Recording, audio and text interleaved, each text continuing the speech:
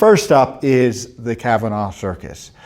This week has seen the collapse of leftist efforts, by and large, to destroy his confirmation. It's not a done deal yet. As I put this on tape, I'm recording this version of the weekly update. The FBI hasn't come back with its full investigation or supplemental background investigation to the Senate, nor has the Senate voted. But the Senate is expected to vote within days, and you can bet the FBI hasn't found jack with respect to any of the allegations that have been levied, quite often, in my view, maliciously against Brett Kavanaugh to keep him off the Supreme Court.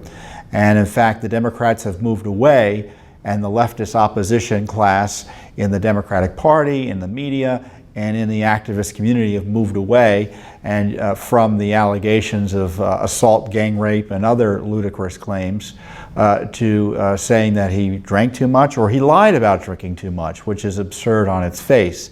But this is the Stalinist approach to confirmations that the left has decided to take with Brett Kavanaugh. Accuse someone using virtually no evidence of outrageous misconduct and demand that they fess up and explain themselves. And it's that backwards process that the Senate got too far into, in my view, last week with the hearing that I thankfully was able to attend on behalf of Judicial Watch. You may have seen me there. But what a terrible hearing that was. And as I said before, there was this air of violence and intimidation in the Senate hallways that day. And sure enough, since then, Senator Flake was confronted and assaulted in an elevator. Senators are having to walk around with police escorts, including especially Lindsey Graham, who has taken a leadership role on this issue. You've got this terrible effort by the left to not just oppose a nominee, but to destroy him and do it in a way that intimidates others from supporting him.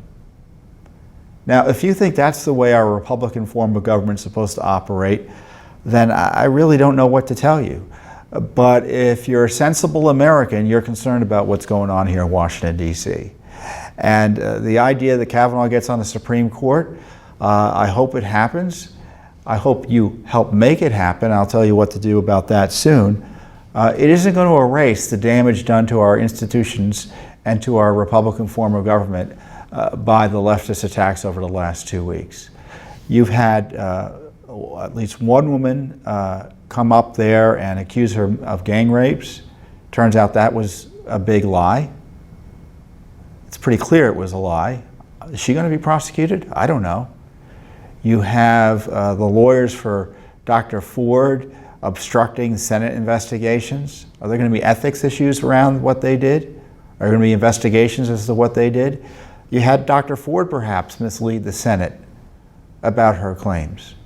And then, of course, you had the brazen rule breaking by people like Cory Booker, who released documents in contravention of Senate rules.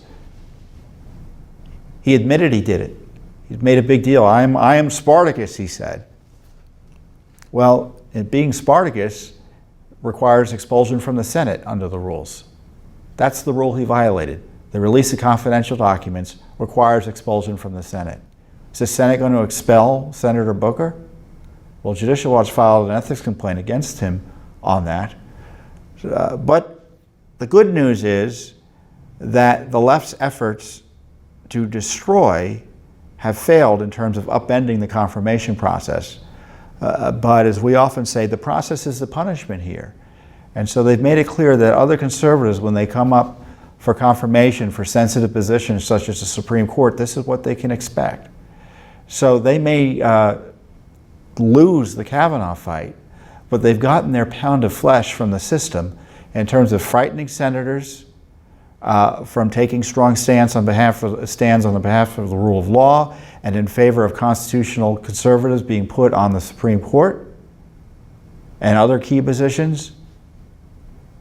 And they've taken their pound of flesh in terms of allowing this air of violence and intimidation to achieve certain results. Jeff Flake, for instance, He wasn't making any noise about an FBI investigation. He's a senator from Arizona who's retiring, a Republican, until he was assaulted in an elevator. Now, when I say assault, I don't mean people physically attacked him, but they cornered him, they wouldn't let him leave, it looks like, and that's the definition of assault. And this is what the left does. And it can't go by without, at least as far as Judicial Watch is concerned, we're going to try to hold them accountable. And in the meantime, it's up for you to make your voices heard, because the left right now, as we speak, is swarming the Senate, swarming the Hill. Again, trying to intimidate senators from doing the right thing, making them nervous. As I said, air of violence of intimidation, and an air of violence and intimidation on the Capitol Hill. Now, I'm not intimidated, but you can bet senators are intimidated. You can bet everyday citizens who also want to participate in the process are frightened from going up on the Hill and having their views heard. So you have to have your voice heard. And how do you do that? You got to contact your senators each and every day until he's confirmed. He could be confirmed as soon as tomorrow, although that's unlikely based on the schedule as of the time I'm taping this. Could be Sunday, Monday. You'll know the time. But you've got to call your senator each and every day and let them know what you think about what's going on with Judge Kavanaugh. And I would ask that you ask your senators to stand up for Judge Kavanaugh, not just vote yes, but stand up for him. Come out and say, I support him and I reject the filibuster of smears that has occurred here, the abuse of process that has occurred here, the lies and libel that has occurred here, the misuse of Senate resources to target this man that has occurred here.